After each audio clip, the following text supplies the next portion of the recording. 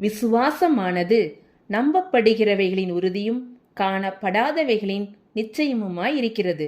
விசுவாசத்திற்கு ஒரு சிறந்த உதாரணமாக 12 வருஷமாய் பெரும்பாடுள்ள ஸ்திரீயின் செயல் லூக்கா சுவிசேஷத்தில் கூறப்பட்டுள்ளது.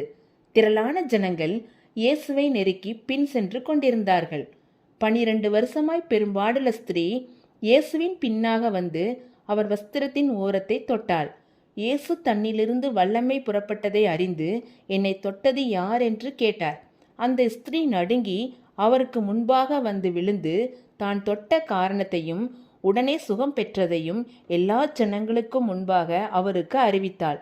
இயேசு அவளை பார்த்து, மகளே, உன் விசுவாசம் உன்னை ரட்சித்தது, சமாதானத்தோடே போ என்றார்.